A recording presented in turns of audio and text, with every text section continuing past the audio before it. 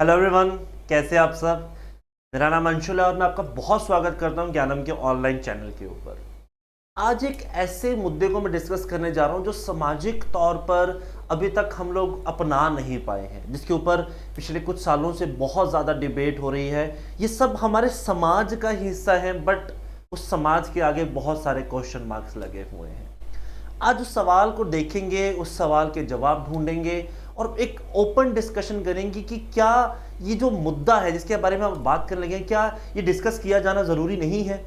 क्या हम इतने इग्नोरेंट हैं कि समाज के एक बहुत बड़े हिस्से को, एक बहुत बड़े तबके को हम कंसीडर ही नहीं करके चल रहे हैं। मेरा आज का मुद्दा रहेगा same sex marriage in India. I hope पिछले 5-7 महीनों में आपने इसके बारे में बहुत पढ़ा होगा। सुप्रीम कोर्ट में इसके आर्ग्यूमेंट्स हो रहे थे, आम लोगों के बीच में भी इसकी काफ़ी ज़्यादा बातचीत रही। अक्सर बच्चे भी क्लास में मुझसे क्वेश्चंस पुटअप करते हैं, है ना, क्योंकि एक टैबू सब्जेक्ट है। तो आज उस टैबू को तोड़ेंगे, we will break that taboo. हम उस स्टिग्मा को तोड़ेंगे, आज उसके बारे में खुलकर बात करेंगे, जानने की कोशिश करेंगे ये सब कुछ है क्या। और मैं भी आपसे यही रिक्वेस्ट करूंगा कि जब आप इस टॉपिक को सुने, पढ़ें, तो एक ओपन माइंड सेट के साथ सुने, प्रिजुडाइज ना हो। मेरा कहने का मतलब है आप अपना एक निर्णय पहले ही आधारित ना करें जब आप मेरी बात को सुन रहे हो, ठीक है। तो आज टॉपिक को स्टार्ट करते हैं। मैं आपको उसके सारे पहलू बताऊंगा, बिना बायस्ड हुए सच्चाई की बात करेंगे, समाज की बात करेंगे, ह्यूमैनिटी की बात करेंगे। ये सब इसके एक अहम हिस्से के तौर पर है। स्टार्ट करते हैं आज का टॉपिक, ठीक है। Same sex marriage in India. Introduction देखते हैं सबसे पहले कि ये मुद्दा है क्या, है ना। As you can see behind my picture, there are the two hands like made like this, और उसमें मल्टीपल कलर्स दिख रहे हैं ना। क्या सिंबलाइजेशन क्या है इस चीज की, मतलब क्या है इस चीज का कि ये मैंने आज जो ग्राफिक्स यूज किए ना क्लास, वो बहुत ही सेंसिटिवली मैंने कंटेंट को कॉम्प्लीमेंट करते किए। तो आई होप आप उसको समझने की कोशिश करेंगे कि मैं जब इंट्रोडक्शन की बात कर रहा हूं तो मैं पिक्चर्स ऐसी क्यों, हर पिक्चर मेरे कंटेंट को कॉम्प्लीमेंट करेगी और आप उसको समझने की कोशिश कीजिएगा। इसी में इस आज की वीडियो का मजा रहेगा, ठीक है। इंट्रोडक्शन की बात करते हैं। सेम सेक्स मैरिज है क्या, बहुत जनरल भाषा में बात करते हैं। Same sex marriage is a legal recognition of a marriage between two individuals of same sex, ठीक है। वो क्या कहता है कि सेम सेक्स मैरिज बेसिकली है कि, आई होप ये बात आप सबको मालूम भी होगी और आप लोगों ने इसके बारे में कभी ना कभी अपने यार दोस्तों के साथ, अपने फैमिली के साथ, या किसी ना किसी ऑफिस के अंदर चर्चा जरूर की होगी कि दो लोगों की शादी हो रही है लेकिन ऑफ सेम सेक्स, यानी पुरुषों का विवाह पुरुषों से, महिलाओं का विवाह महिलाओं से, या और भी जो कम्युनिटी है इनमें जिनको हम LGBTQ+ के नाम से जानते हैं, उनके बारे में बात करेंगे, ठीक है। आमतौर पर हम समाज में देखते हैं कि शादी का जो गठबंधन है, मैं गठबंधन वर्ड यूज करता हूं, ये बंधन नहीं है, गठबंधन लगता है मुझे, क्योंकि जब शादी की जाती है ना तो बहुत सारे फैक्टर्स देखे जाते हैं, है ना। लड़का कितना कमाता है, लड़की कितनी खूबसूरत है ना, लड़की कितना कमाती है, लड़के का घर परिवार कैसा है, घर लड़के के पास गाड़ी है या नहीं है, या लड़की क्या इतनी एक्टिव है कि वो सारे काम समाज के देख लेती है, एक्टिवा चला लेती है, गाड़ी चला लेती है, खाना बना लेती है। इन पैरामीटर्स पे गठबंधन होता है, जैसे कोई सरकार बनानी हो। प्यार है, मोहब्बत है, इश्क है, कोई नहीं पूछता। तो हमारे समाज में ही बड़ी समस्या है जिसे आज मैं एड्रेस करने की कोशिश करूंगा, ठीक है। हालांकि यहां पर बात तो मैं उसी और कंटेक्स्ट में करने कर रहा हूं कि सेम सेक्स का मतलब यह है कि दो पुरुषों का विवाह, दो महिलाओं का विवाह अगर हो रहा है तो क्या समाज उस प्रेम संबंध को मानेगा या नहीं मानता है, उसके बारे में बात हो रही है, ठीक है। It grants sex couples the same legal and social recognition. सबसे पहली बात है लीगली मानना, ठीक है। संवैधानिक तौर पर मैं कहूं कि ये शादी लेजिटिमाइट है। जैसे हम दो, आपने सुना होगा कि जब आपकी शादी होती है तो महिला और पुरुष एक कोर्ट में आप अपनी मैरिज को रजिस्टर करवाते हो, म्यूनिसिपैलिटी में आपके साइन होते हैं, विटनेसेस होती हैं, तब जाके आपकी शादी को मान्यता प्राप्त होती है ना। मान्यता शब्द है यहाँ पर, ठीक है, रिकॉग्नाइज किए गए हो। सोशल रिकॉग्नाइजेशन, सामाजिक तौर पर भी मैं इस बात को एक्सेप्ट करूं कि अगर एक महिला और पुरुष का विवाह हो सकता है तो दो पुरुषों का भी विवाह हो सकता है और दो महिलाओं का भी हो सकता है, ठीक है। उनके rights, privileges are traditionally associated with the marriage, including property rights, inheritance right, and ability to make decisions for each other in medical emergency. आमतौर पर हम देखते हैं जब हम लोग शादी करते हैं उसके बाद हम अपनी इंश्योरेंस पॉलिसी में अपने स्पाउस, है ना, मतलब अगर मैं हस्बैंड हूं तो मैं वाइफ के नाम पर अपनी प्रॉपर्टी कर सकता हूं, है ना। मैं अपनी इंश्योरेंस पॉलिसी में उनको नॉमिनी घोषित कर सकता हूं, है ना। तो ये अक्सर होता है। लेकिन जब आप सेम सेक्स मैरिज में जाते हैं तो वहां पर सवाल खड़ा हो जाता है कि अगर दो पुरुषों का विवाह हुआ तो वहां पे वाइफ कौन है? दो महिलाओं का विवाह हुआ तो हुज गोना हस्बैंड? आप स्कूल में एडमिशन कराने जा रहे हो या प्रिविलेजेस लेने जा रहे हो तो किसको मेल लिखोगे, किसे फीमेल लिखोगे? मदर किसे कहा जाएगा, फादर किसे कहा जाएगा? ये समस्याएं हैं। बट क्या ये समस्याएं ह्यूमैनिटिकल ग्राउंड से ऊपर है? आज ये मुद्दा चलेगा, ठीक है। तो यहां पर आपको दिखेगा कि ये बिल्कुल वैसा ही होना चाहिए जैसे बाकी आम कपल्स के साथ आप देखते हैं कि उनको रिकॉग्नाइजेशन मिलती है हर लेवल पे, प्रॉपर्टी में, इंश्योरेंस में, मेडिकल क्लेम्स में, वो दूसरे लोगों को भी, यानी कि दो पुरुषों या दो महिलाओं के विवाह के समय पर भी ऐसा होना चाहिए। The recognition of same marriage was varies around the world with some countries legalizing it while others do not.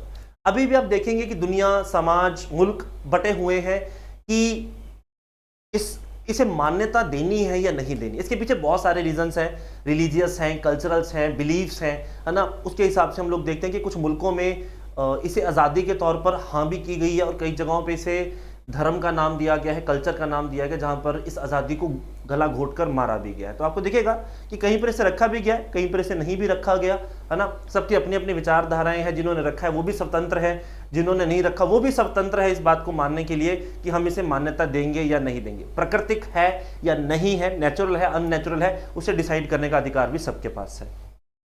Similarly, the issue has been a subject for much of the debate and controversy with arguments for and against the same-sex marriage based on the religion, culture, social and legal consideration.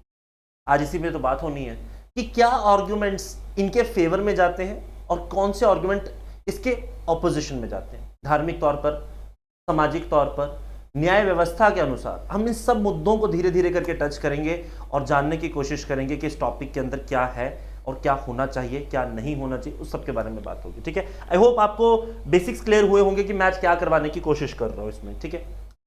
अब सवाल है LGBTQ+ community होता क्या है। आधे लोग इसे कुछ और ही समझ के चलते हैं, तो आज मैं आपको बहुत ब्रीफली समझाने की कोशिश करूंगा। LGBTQ+ is acronym for lesbians, gays, bisexuals, transgenders. जैसे कि लेस्बियंस हो गई, आपको मालूम होगा कि दो महिलाएं हैं, ठीक है। ऐसे अगर मैं गेज की बात करूंगा तो दो पुरुष हो गए, है ना। बाइसेक्सुअल मतलब मेल भी है, फीमेल भी है ना। ऐसे चलते चलते आपको ट्रांसजेंडर दिखेंगे, क्यूर्स और क्वेश्चनिंग का मतलब है जिन्हें अभी तक अपनी सेक्सुअल ओरिएंटेशन के बारे में नहीं पता, ठीक है। ये जो सारा आपने नाम दिया है, ठीक है, बाइसेक्सुअल, ग्रे, ट्रांसजेंडर, इसका जो आधार आपको दिखाई देगा ना, वो आपकी सेक्सुअल ओरिएंटेशन बनती है, ठीक है। जैसे कि बहुत सारे गे आपको ऐसे भी देखने को मिल सकते हैं कि दो पुरुष साथ रहते हैं बट वो किसी तरीके का शारीरिक संबंध या सेक्सुअल कॉन्टेक्ट, सेक्सुअल इंटीमिटी नहीं चाहते, ठीक है। उनको मैं अलग सेक्सुअल ओरिएंटेशन के अकॉर्डिंग अलग जेंडर के तौर पर काउंट कर सकता हूं, है ना। तो आप समझिए इस चीज को। और किसी का लेस्बियन, गे, बाइसेक्सुअल, ट्रांसजेंडर हो जाना उसे उसकी पद्धति से अलग नहीं करता है। अगर कोई गे है तो वो कम मैनली नहीं है, अगर कोई लेस्बियन है तो वो कम महिला नहीं है या ज्यादा महिला नहीं हो गई है। आप ह्यूमन ही हो, that will remain as a male, she will remain as a female. हम लोग सामाजिक तौर पर इनको बहुत ऊपर नीचे कर देते हैं। जैसे आमतौर पर हम लड़कों में देखते हैं हमारे समाज में, अगर कोई लड़का किसी कन्या से बात नहीं कर पाता है, शर्मीला है, तो कहते हैं यार तू तो गे ही होगा। कितना कॉमन है ना। हम लोग किसी समाज में किसी को दबाने के लिए इन लोगों को जस्टिफाई कर लेते हैं कि यार तू तो गे होगा, है ना। किसी लड़की को अगर आप देखेंगे कि उसका कोई बॉयफ्रेंड नहीं तो बड़े आराम से कह जाते हैं मजाक मजाक में, तो लेस्बियन ही होगी, है ना। तो ये शब्द कहीं ना कहीं बहुत गलत नहीं लगते हैं सुनने में कि हमने एक कम्युनिटी को अपनी भावनाओं व्यक्त करने के लिए रख लिया। और भावनाएं भी कैसी हैं, शर्मिंदगी वाली। आप किसी को एम्बैरेस करना चाहते हो तो आपको लगता है कि ये कम्युनिटी इतनी एम्बैरेस्ड है कि आप इसका इस्तेमाल कर सकते हो किसी को संबोधित करते हुए, है ना। तो ये चीज आप देखेंगे कि इसके अंदर आपको दिखती है। It is a term used to refers the individuals to who is identified as any of these sexual orientation or gender identity. आप जेंडर के बेसिस पर या सेक्सुअल ओरिएंटेशन, जैसे मैंने अभी आपसे डिस्कस किया, आप उसके बुनियाद पर इसको देख सकते हैं, ठीक है। A community is made up of individuals who may face discrimination, marginalization and stigma based on their sexual orientation and identity. अब आप देखेंगे कि ये जो कम्युनिटीज हैं ये आमतौर पर डिस्क्रिमिनेशन फेस करती हैं, ठीक है। आपको दिखेगा वैसे भी मार्जिनलाइज्ड हैं, आपको प्रकृति में चीज़ कम देखने को मिलती है। मतलब ज़्यादातर आपको दिखेगा कि पुरुष और महिलाओं का विवाह होता है, दो पुरुषों का विवाह बड़ा अजीब है ना। दो स्त्रियों का विवाह होना बहुत अजीब है। इसका कारण ये है कि ये प्राकृतिक तौर पर अजीब नहीं है, मैं आपको साफ तौर पर कहूंगा, ये मेरी भी खुद की मान्यताएं हैं, ये प्राकृतिक तौर पर नहीं है, ये सामाजिक और धार्मिक मान्यताओं के अनुसार हमें अजीब लगता है। क्यों? बचपन से हम लोगों ने देखा है शादी के ऊपर कार्ड पे लिखा होता है ना, कि मनोज का विवाह प्रीति के साथ हो रहा है, कबीर का विवाह प्रीति के साथ हो रहा है, रणबीर कपूर का विवाह आलिया के साथ हो रहा है। बट मुसीबत तब हो जाती है जब मैं कहूं कि रणबीर का विवाह रणवीर सिंह से हो रहा है ना। मैं शब्द को सिर्फ एग्जाम्पल के कंटेक्स्ट के तौर पे ले रहा हूं, ऐसा कुछ नहीं है, ठीक है। मतलब मनोज का विवाह प्रीतम के साथ हो गया है ना, मैं कहूं कि नेहा का विवाह रिति के साथ हो रहा है, तब आपको शायद कार्ड पढ़ते हुए चिंता हो जाएगी, यार ये क्या है ना। मतलब ये तो हमने कभी देखा ही नहीं। बचपन से कार्ड में एक महिला और एक पुरुष का नाम पढ़ने की आदत है, उसमें 2 महिला या 2 पुरुष हो जाएंगे, तो हमें ऐसा लगेगा कि यार कहीं ना कहीं ये बहुत अप्राकृतिक तौर पर या बहुत अननेचुरल तौर पर हमें दिखाई देता है ना। सो इन लोगों को हमने बहुत मार्जिनलाइज करके माना हुआ, रखा भी हुआ, और प्रकृति नंबर भी बड़ा कम है, जिसकी वजह से हम इसके बारे में कंप्लीटली बात नहीं कर पाते। The community advocate for equal rights, acceptance and the work towards achieving the social right and the legal right recognition and protection. मांग क्या रहे हैं? सवाल है ना कि डिमांड क्या हो रही है। डिमांड सिर्फ इतनी तो है कि मान्यता दे दो, जितने समाज का मैं हिस्सा हूं उतना ही समाज का वो भी तो हिस्सा है ना। अगर जैसे कि अगर 2 पुरुष विवाह करके कहीं जाने जाएं, किसी घर में रहने जाएं, आपके घर में ही रेंट के तौर पर आ जाएं, आप मना कर दोगे? आप इनकम को भी निगलेक्ट करोगे, पैसे को भी निगलेक्ट करोगे समाज के दायरे के अनुसार, कि समाज क्या कहेगा।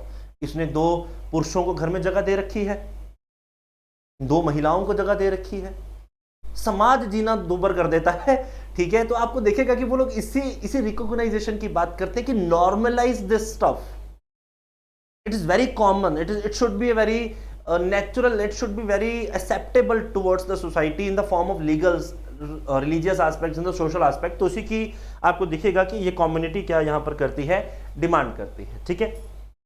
आगे की तरफ चलते हैं। अब इनको प्रॉब्लम्स क्या फेस करनी पड़ती है। सबसे पहली बात तो डिस्क्रिमिनेशन।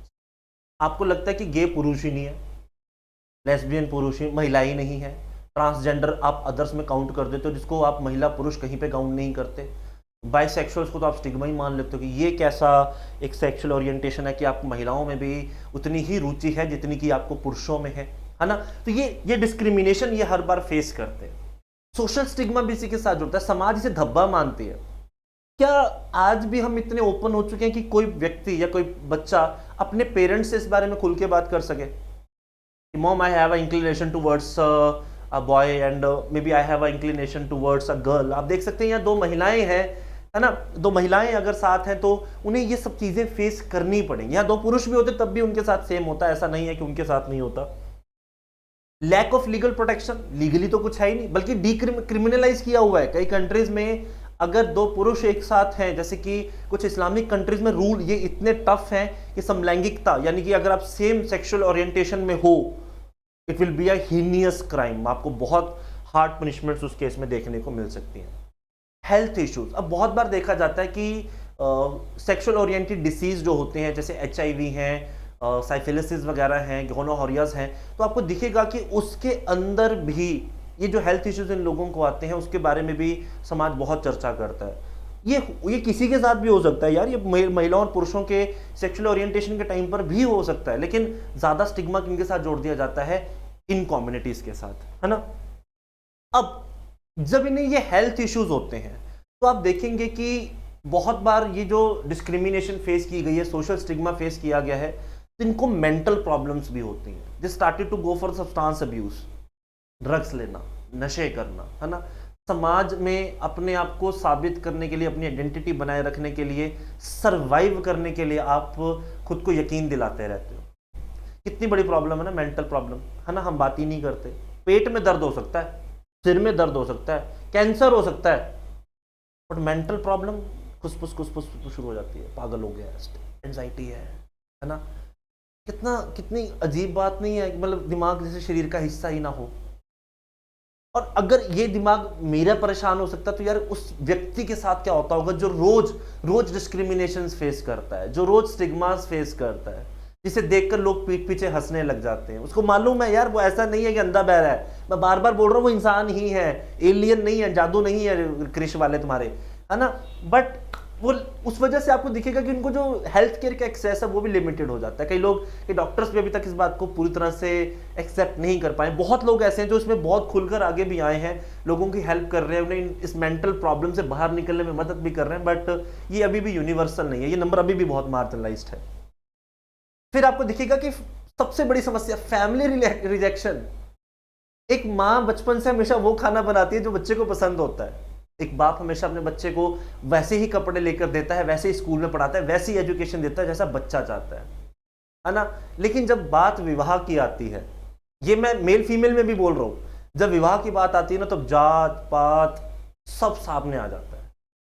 जात की प्रॉब्लम, पात की प्रॉब्लम, रिलीजन की प्रॉब्लम, है ना, देन पैसा की प्रॉब्लम इक्वल है या नहीं है ना।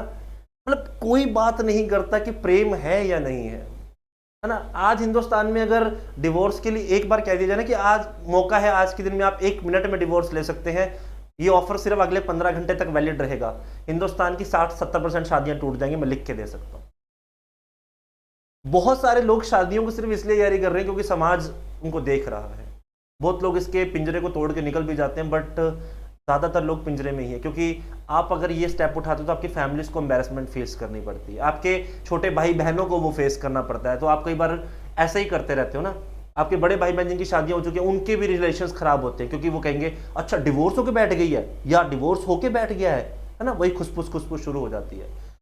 ऐसे ही आप देखेंगे अगर कोई व्यक्ति अपने पेरेंट्स से बात करता है कि यार मैं गे हूं या मैं लेस्बियन हूं, या मुझे पुरुषों में ही रुचि है, या मुझे महिलाओं में ही रुचि है, या मुझे दोनों में रुचि है, फैमिलीज इस बात को एक्सेप्ट ही नहीं कर पाती। उनको तो ऐसा लगता है कि लड़का ही होना चाहिए था, लड़का ही है, इसको लड़कियों में ही इंटरेस्ट होना चाहिए। नहीं, आपको दिखेगा कि बहुत बार उन्हें पुश किया जाता है।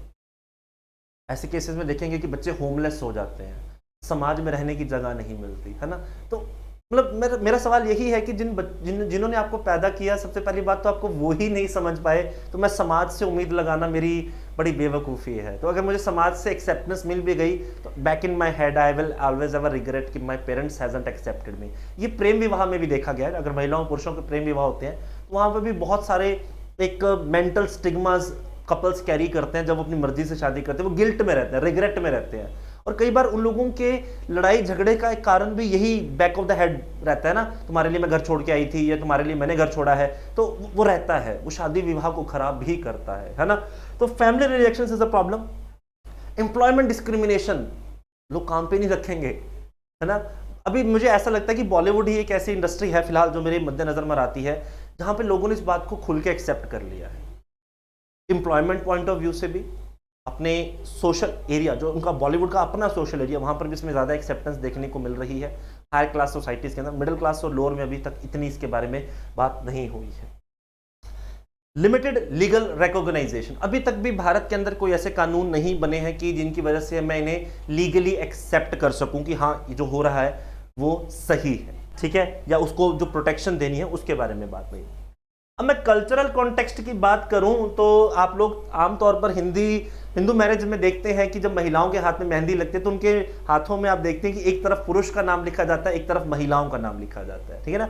विमेंस का नेम जो है वो राइट हैंड पे लिखा जाता है और पुरुषों का लेफ्ट तरफ लिखा जाता है। इसी तरीके से आप कभी मंदिर में जाएं तो आप देखते हैं कि राधा रानी या जो भी फीमेल गॉडेस है, she is always on the right side and the males are on the left side, ऐसा माना जाता है। ये एक अधूरापन जो है उसको पूरा करने का एक कंसेप्ट है हिंदुइज्म के अंदर, जिसके बारे में बात होती है। बट बात फिर वही है, एक महिला और एक पुरुष होना जरूरी है।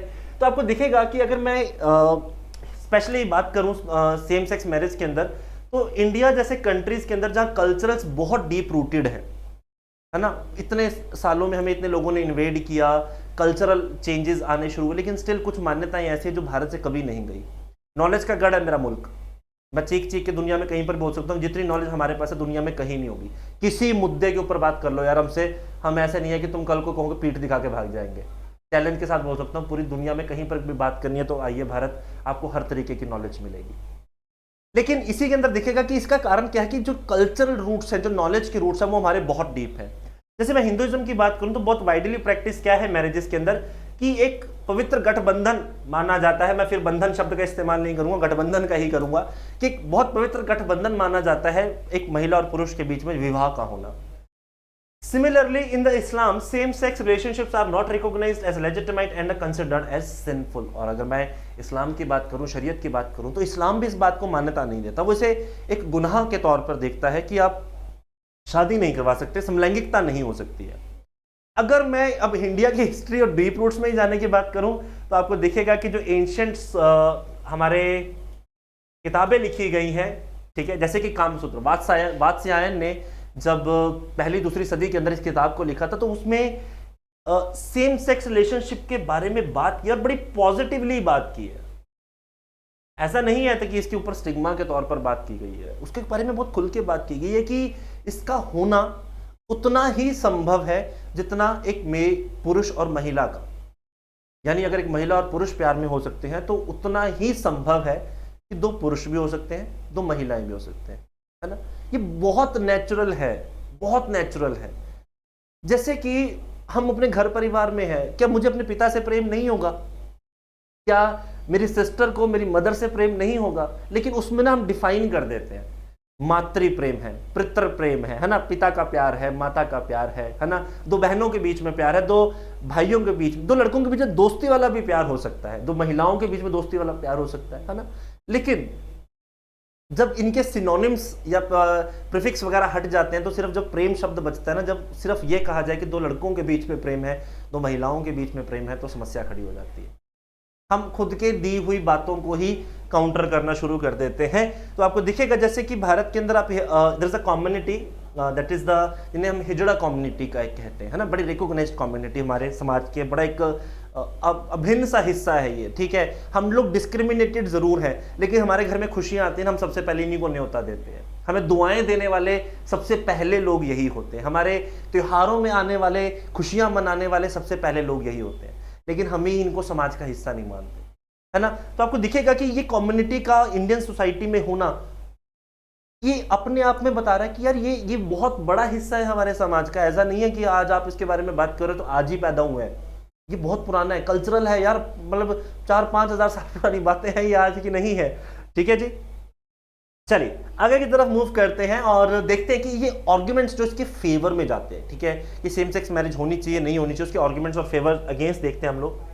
तो सबसे पहला है सिविल राइट्स। अगर मुझे इसके फेवर्स चाहिए तो इसके सिविल राइट्स क्या कहते हैं? Legalising the same sex marriage is a matter of civil rights which ensures equal treatment under the law for all individuals regardless of their sexual orientation। मैं पहले मिनट से बोल रहा हूं, किसी का गे हो जाना उसको कम पुरुष नहीं करता, है तो इंसान, पुरुष ही है, उसके राइट्स तो हैं। अगर वो अपनी सेक्सुअल ओरिएंटेशन की वजह से समाज से थोड़ा सा भिन्न दिखाई दे रहा है या भिन्न आपको लग रहा है, तो क्या आप उसके राइट्स खत्म कर दोगे क्या? आपसे मतलब हम इतने इनह्यूमन वाला नेचर कैसे कैरी कर सकते हैं कि हम किसी को ये कह दें कि यार नहीं, आप तो भैया अब उस कैटेगरी में फॉल कर गए हो, आप गे हो गए हो, आप समलैंगिक हो गए हो, आपके तो राइट्स ही नहीं बचते, है ना। ये गलत है। सिविल राइट्स सबके बराबर है संवैधानिक तौर पर। इस देश में बहुत सारे आर्टिकल्स, आर्टिकल 14 है, 19 है, 21 है, जो इंश्योर करता है मेरी फ्रीडम और मेरी इक्वालिटीज को। आर्टिकल 15 मुझे कहता है कि सेक्स के बेसिस पर डिस्क्रिमिनेशन नहीं होगा, है ना। तो मेरी ओरिएंटेशन के बेसिस पर, मेरी पर्सनल चॉइस, मेरी प्राइवेसी के बेसिस पर भी ये नहीं होना चाहिए, मेरे सिविल राइट्स मेंटेन होने चाहिए। इक्वालिटी, अगेन आप देखेंगे the all citizen should have the right to marry the person they love. पर सामाजिक तौर पर आपका गला घोट दिया जाएगा, आपको आज़ादी तो दे दी गई है, पर गला घोटने वाले, ऑनर किलिंग करने वाले लोग हम ही हैं, है ना। तो सामाजिक तौर पर मुझे लगता है ऐसा, मुझे ऐसा कभी किसी ने नहीं बताया कि दो बंदर और बंदरियों के बीच में डिवोर्स हुआ, ठीक है। कभी हमने जंगल में नहीं सुना कि जानवरों ने जानवरों का रेप किया है, इंसान ही कर रहे हैं, हमसे बड़ा जानवर कोई नहीं होगा। लास्ट ईयर आपने महाराष्ट्र की खबर सुनी होगी, जहां पे कुछ फॉरेस्ट ऑफिसर्स और गार्ड्स ने मिलकर एक Komodo dragon, female Komodo dragon का रेप किया था। सेक्शन 377 के अंदर उनको सजा भी हुई है ना। ऐसी नौबत आ गई है कि इक्वाडोर जैसी कंट्री एनिमल्स के राइट मेंटेन कर रही है, यानी आपको पता लग रहा है वो जानवर नहीं है, वो फिर भी बहुत सभ्य है, हम लोग जानवर हैं, ठीक है। तो आपको दिखेगा इक्वालिटी जैसी बातें सिर्फ किताबों में और ऐसे ही है। फैमिली, सेम सेक्स, मतलब आपको दिखेगा कि जो हेटेरोसेक्सुअल कपल्स है उनको भी उतने ही राइट होने चाहिए, एक तो फैमिली द्वारा अपनाए जाने के और फैमिली को आगे बढ़ाने में। जैसे कि एडॉप्शन, इस देश में दो पुरुष, वैसे तो पुरुष बच्चे ही अडॉप्ट नहीं कर सकते, महिला का होना जरूरी है। दो महिलाएं होंगी तो वो भी अडॉप्ट कर सकती हैं, बट अब स्यापा ये हो जाता है कि दो पुरुष अगर रहते हैं तो भी वो बच्चे को अडॉप्ट नहीं कर पाते, दो महिलाएं रहती हैं तो उनकी भी अडॉप्शन को लेकर क्वेश्चन मार्क है। इनहेरिटेंस यानी प्रॉपर्टी का राइट नहीं मिल पाता है। अदर फैमिली रिलेटेड मैटर्स के अंदर इनको दिखेगा कि जो समानता है वो नहीं मिलती। फिर आपको दिखेगा कि मेंटल हेल्थ का एक्सेस नहीं है, जिसके बारे में मैंने बात किया भी था, ठीक है, कि same sex couples who can marry experience greater mental health benefits due to increase social supports, greater economic stability and increase the social acceptance. अगर आप जॉब पे जाते हैं, कमा पाते हैं, स्टेबिलिटी आती है इनकम की, समाज आपसे छेड़छाड़ नहीं करता, तो आप सामाजिक तौर से वैसे ही रह सकते हैं जैसे मैं, आप और समाज का कोई भी व्यक्ति रहता हूं, है ना, ठीक है ना। तो ये होना चाहिए, बहुत जरूरी है, ठीक। सोशल स्टेबिलिटी भी आपके पास होनी चाहिए कि अगर आप सेम सेक्स मैरिज में कर रहे हैं तो आप सामाजिक तौर पर उसे माने, ठीक है, स्टिग्मा कम करें, रिकॉग्नाइजेशन यहां पर हमें ज्यादा दिखाई दे। अगर मैं आर्ग्यूमेंट्स अगेंस्ट की बात करता हूं, जैसे मैंने अभी आपको कहा था कि मेरी आज की पीपीटीज के अंदर आपको ग्राफिक्स बहुत कोरिलेटेड मिलेंगे, है ना। जब मैंने पिछली पीपीटी में आपको दिखाया तो आप देख सकते हैं, जब मैं आर्ग्यूमेंट्स फेवर की बात कर रहा हूं तो मैं सशक्तिकरण की बात कर रहा हूं, मुट्ठी बंद होना, एक एकता की बात करता है, सबको इक्वालिटी की बात करता है, सबको साथ लाने की बात करता है ना। All the colours should be accepted, क्या फर्क पड़ता है ना यार, कौन क्या है, सबका साथ होना बराबर है। लेकिन आप यहाँ पर देखेंगे जब आर्ग्यूमेंट्स अगेंस्ट में आते हैं तो चेहरा उतरा हुआ है, शक्ल पे एक सवाल है कि क्या मैं भी समाज का उतना ही हिस्सा हूं या नहीं हूं, ठीक है। चलिए, रिलीजियस बिलीफ्स, अब इसमें कारण क्या है कि सबसे पहला जो प्रॉब्लम है वो धार्मिक आधार पर है, ठीक है, कि सेम सेक्स मैरिज को अगर आप रिलीजियस बिलीफ से देखेंगे तो इसे एक पाप, गुनाह या एक असत्य के तौर पर देखा जाता है कि यार ये होना पॉसिबिलिटी नहीं है। ट्रेडिशनल फैमिलीज, हमें तो ऐसा ही लगता है ना कि महिला और पुरुष होंगी, बच्चे होंगे, उनके बच्चे के बच्चे होंगे, बच्चे के बच्चे होंगे, वंशराज चलेगा, है ना, वो मुगल काल जैसी फीलिंग हम लेके चलते हैं ना। तो आपको दिखेगा कि ट्रेडिशनल फैमिलीज का जो थ्रेट्स है, उनकी जो वैल्यूज हैं वो खत्म हो जाएंगी, क्योंकि संबंध ये है कि माता और पिता का होना। कल को किसी की शादी और वो कहें कि आज मनोज और प्रीतम की शादी हो रही है और मनोज के पिताजी और पिताजी बहुत खुश हैं, या मैं कल को कहूं कि प्रीति का विवाह कियारा से हो रहा है तो कियारा की जो मम्मी और मम्मी है वो बहुत खुश है, तो आपको सुनने में अजीब नहीं लगेगा। तो कहीं ना कहीं वो जो ट्रेडिशनल फैमिली वैल्यूज को सवाल है, सामाजिक तौर पर जिसके अब तक एक्सेप्टेंस नहीं है, उसे देखना और सुनना ट्रेडिशनल फैमिलीज के बस का थोड़ा सा अभी दूर है। चिल्ड्रन की बात करें तो बच्चों के ऊपर इसका नेगेटिव इफेक्ट आ सकता है, क्योंकि आमतौर पर जेनेटिक्स पॉइंट ऑफ व्यू से देखा जाए तो हम लोग इस बात से ट्रेंड है मातृ प्रेम और पितृ प्रेम, माँ का प्यार और पिता का प्यार। अगर ऐसा हुआ कि दो पुरुषों का विवाह होता तो कहीं ना कहीं आपको ऐसा दिख सकता है कि मातृ प्रेम पीछे रह जाए, है ना। कई बार ऐसा देखा गया कि दो महिलाओं का विवाह हो तो शायद पितृ प्रेम पीछे रह जाए। जैसे कि इसका एक साइकोलॉजिकल मैं इफेक्ट बताता हूँ, मोस्ट ऑफ द टाइम ऐसा देखा जाता है सामाजिक तौर पे, सोशोलॉजिकल तौर पे, कि जिन बच्चों के पिता की मृत्यु उनके यंग होने से पहले हो जाती है, तो या तो वो बहुत ज़्यादा इंडिपेंडेंट होकर अपने लाइफ को बहुत बेहतरीन तरीके से बना लेते हैं, या बिल्कुल विपरीत होकर वो समाज में दब के रह जाते हैं। पिता का साया सिर पर ना हो तो एक डर जो है वो बच्चे के सिर में रहता है कि मेरा पिता नहीं है। ऐसी अगर महिलाओं यानी मदर नहीं है तो भी बच्चे को आपको दिखेगा जो नर्चरिंग, केयर, अफेक्शन की जो फीलिंग एक बच्चे में होनी चाहिए, समाज के प्रति संवेदनशीलता होनी चाहिए, वो कहीं ना कहीं उस बच्चे में मिक्स गायब होती है। वो थोड़ा सा हार्ड ओरिएंटेड दिख सकता है आपको समाज के प्रति। तो ठीक है, तो ये जो बच्चों के पॉइंट ऑफ व्यू से कि बच्चों की जो परवरिश होगी उस पर सवाल उसमें आता है। सोशल कॉन्सिक्वेंसेस की अगर बात करें तो कुछ लोगों को लगता है कि अगर सेम सेक्स मैरिज हो गई तो पूरा समाज ही बिगड़ जाएगा, फैमिलीज टूट जाएंगी, हिसाब किताब नहीं रहेगा। ये बहुत ओवर रेटेड सा मुझे लगता है कि बिल्कुल ही आपने खत्म कर दिया कि कल को सारे गे हो जाएंगे। अगर सारे गे होंगे तो बच्चे नहीं पैदा होंगे, सारी महिलाएं हो जाएंगी तो भी बच्चे पैदा नहीं। ये बिल्कुल गलत है। आप दुनिया में साइंस के वर्ल्ड में रह रहे हो, आज साइंस इतनी तरक्की कर चुकी है कि किसी महिला को बच्चे पैदा करने के लिए पुरुष की खास जरूरत नहीं है, ठीक है। All you need a semen good sample. And similarly अगर किसी पुरुष को बच्चे चाहिए तो उसको महिला की जरूरत नहीं है, क्योंकि आर्टिफिशियल वॉर्म्स का कंसेप्ट भी दुनिया में आ चुका है। आप अपनी मर्जी से अपने बच्चे को डिजाइन कर सकते हो। जैसे आप अपना घर डिजाइन करते हो ना, इस कलर के पर्दे, इस कलर का कमरा, इस कलर में इतना ऊंचा नीचा, ऐसे पर्दे, ऐसा सोफा, वैसे ही आप अपने बच्चे को डिजाइन कर सकते हो। बच्चा किस रंग का होगा, कैसे बाल होंगे, कितना इंटेलिजेंट होगा, सारी फैसिलिटी अवेलेबल है। तो ये बिल्कुल एक सवाल है कि बायोलॉजिकल तो नहीं है, मतलब मैं अगर कहूं तो प्राकृतिक तौर पर तो वो बच्चे नहीं हो रहे, बट बच्चे हो रहे हैं, ठीक है। तो ये आर्ग्यूमेंट्स इसके अंगेंस्ट में जाते हैं। अगर मैं बैकग्राउंड की बात करूं कि अगर भारत में इसकी मुहिम की बात की जाए तो आपको दिखेगा 2015 के अंदर सेक्शन 377 की वैलिडिटी के बारे में बात हुई। सेक्शन 377 अप्राकृतिक जो शारीरिक संबंध है उनके बारे में बात करती है, यानी अननेचुरल सेक्स के बारे में बात करती है। ठीक है, जैसे कि नेचुरल सेक्स का सिर्फ इतना मतलब है कि महिला और पुरुष सेम एज हो या पति पत्नी हो, उसके बारे में बात हो रही है। इसके आउटर कंटेक्स्ट में सब कुछ कहीं ना कहीं क्वेश्चनेबल हो जाता है। जैसे बहुत सारी महिलाएं शादी के बाद जब किसी पति पर दहेज प्रताड़ना के आरोप लगाते हैं तो कई बार उसमें डेलिबरेटली सेक्शन 377 ऐड किया जाता है कि मेरे ससुर जी ने मुझसे शारीरिक संबंध बनाने की कोशिश की, तो ये अप्राकृतिक होगा। ठीक है, तो ऐसे कोई जानवरों के साथ कर रहा है तो ऐसे ही समलैंगिकता, यानी कि दो पुरुष दो महिलाओं के बीच में अगर कोई सेक्सुअल ओरिएंटेशन का केस है तो उसे भी 377 की श्रेणी में रख के आपराधिक कंसीडर किया गया था। This section criminalise the consensual sex between the same sex with the punishment up to life imprisonment. मतलब यार अपनी आजादी से जीने के लिए भी तुम्हें सारी उम्र जेल में रहना पड़ सकता है। ठीक है, हालांकि the petitioner argued that the section violated the right to equality and privacy under the Indian constitution. समाज सबको अधिकार देता है, ठीक है, प्राइवेसी के राइट्स आपके मेंटेन है। आर्टिकल 14 और 21 खुल के आप बात कर सकते हो, 19 की बात कर सकते हो। ये तो इसी ऊपर बात हुई थी। अब आपको दिखेगा कि 5 जजेस की एक बेंच बैठती है जो 377 को अनकॉन्स्टिट्यूशनल है या नहीं उसके बारे में बात करती है, सामाजिक तौर पर पब्लिक मोरालिटी की बात करती है, HIV जैसे डिसीज जो उससे एसोसिएटेड है उनको भी एड्रेस करने की कोशिश करती है। तो इसका रिजल्ट क्या है उसके बारे में हम बात करते हैं। ठीक है, तो बहुत सारे LGBTQ कम्युनिटी के जो एक्टिविस्ट हैं उन्होंने इसकी मुहिम लगाई थी। तो आपको दिखेगा कि अगर मैं सेक्शन 377 की बात करूं तो गवर्नमेंट ने 1861 के अंदर इस कानून को पारित किया था भारत के अंदर कि सेम सेक्सुअलिटी के लोगों की शादियां या समलैंगिकता अपराध है। 2009 के अंदर दिल्ली हाई कोर्ट ने एक बड़ा जबरदस्त फैसला दिया था और कहा था कि ये अनकॉन्स्टिट्यूशनल है। भाई आप किसी से जीने का अधिकार थोड़ी छीन सकते हो। अगर किसी पुरुष को कोई पुरुष पसंद आ गया तो उसमें उसके जीने का अधिकार छीन लोगे क्या? उसको जेल में डाल दोगे? Stupid, it's utterly stupid. आपको दिखेगा लेकिन 2013 के अंदर सुप्रीम कोर्ट का फैसला आता है और उसको दोबारा से क्या कर देता है, रिक्रिमिनलाइज। यानी 2009 में Delhi supreme court high court बात करती है कि यार ये क्रिमिनलाइज नहीं होना चाहिए, अनकॉन्स्टिट्यूशनल है, असंवैधानिक है।